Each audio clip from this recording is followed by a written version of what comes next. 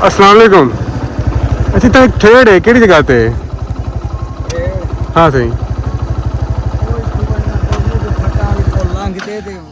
ये सीधा रास्ता सीधा है?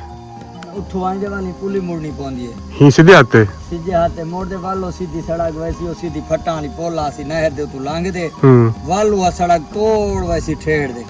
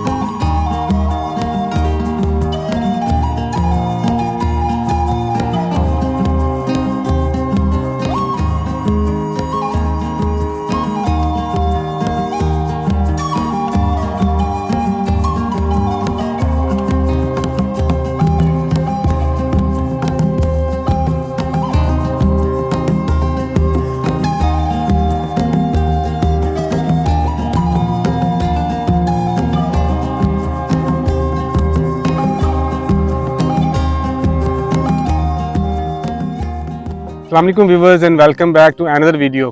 व्यूवर्स, इस टाइम मैं एक जंगल में मौजूद हूँ और इस जंगल के बिल्कुल बीचों बीच एक ठेड़ मौजूद है। सबसे पहले आपको बताता चलूँ कि ठेड़ क्या चीज़ होती है।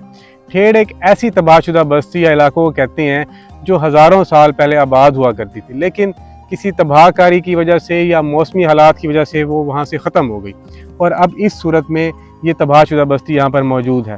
इस बस्ती के भी आसार देख कर लग रहे हैं और बाक़ियात देख कर लग रहे हैं कि ये बस्ती भी तकरीबन 300 या 400 साल पुरानी होगी, जो कि मोहनजोदड़ो या हड़प्पा के साथ जाकर मिलती है। आइए इसमें जो नवादरात हैं या इसमें टूटे फूटे बर्तन हैं या टूटे फूटे इनके औजार हैं वो देखते हैं और इसका करीबी मुशाहिदा करते हैं कि इसमें हमें क्या कीमती चीज़ मिलती है। यहाँ पर हम जहाँ भी नज़र दौड़ाएंगे हमें टूटे बर्तन नज़र आएंगे। जिस तरह ये देखें, ये कोई छोटा सा बर्तन लगता है, शायद पानी पीने के लिए ये गिलास टाइप यूज़ होता हो या कोई स्टोरेज के लिए इस्तेमाल होता हो। और जहाँ भी हम नज़र दौड़ाएंगे हमें ये ठीकरियाँ ज़रूर नज़र आएंगी। और ये जो ठेड़ है इसके चारों तरफ आपको इस तरह खुदाई के निशान नज़र आएंगे। इसका मतलब ये है कि ये यहाँ पर लोग आते हैं और इसकी खुदाई करते हैं। अगर यहाँ पर कोई कीमती नवादरात जिनमें स्टैम्प्स हैं, मोती हैं या और भी कोई वैल्यूएबल चीज़ हो सकती है, यहाँ से निकाल कर ले जाते हैं। क्योंकि एक तो ये रिमोट एरिया है, हर बंदा यहाँ पर एक्सेस नहीं कर सकता, नहीं पहुँच सकता, इसलिए यहाँ पर सिर्फ वही लोग आते हैं जो चोरी के घर से इसकी खुदाई करते हैं। क्योंकि जो लोग भी यहाँ चोरी के घर से आते हैं, नवादरात निकालने के घर से आते हैं, वो इसका बिल्कुल स्ट्रक्चर बिगाड़ी जा रहे हैं। जो आपको जगह जगह यहाँ पर खुदाई के निशान भी नज़र आएंगे, मैं आपको आगे भी दिखाता हूँ। और ये देखें, जगह जगह आपको यहाँ पर खड्डे नज़र आ रहे होंगे, यहाँ पर भी कोशिश की गई है। और ये देखें, ये यहाँ पर सबसे बड़ा गड़ा, शायद यहाँ से इन्होंने कोई वैल्यूएबल चीज़ निकाली हो या इसको गहरा करके देख रहे हो कि यहाँ पर कोई चीज़ मिल जाए, कीमती चीज़ मिल जाए। ये और देखें जी, सुराही का या किसी बर्तन का टुकड़ा है। और इस गड्ढे में आप देखें, आपको कहीं भी कोई पुख्ता ईंट नज़र नहीं आ रही होगी। इसका मतलब ये है कि ये स्ट्रक्चर से ये अभी ऊपर है। अब इसकी अगर मज़ीद खुदाई की जाए तो शायद हो सकता है इसके नीचे कोई स्ट्रक्चर निकल आए। मोहनजोदड़ो और हड़प्पा को अपने उस दौर की तरक्की याफ्ता तहज़ीब क्यों समझा जाता था? क्योंकि उस दौर में वो जो तहज़ीब थी खुद से एक सदी आगे थी।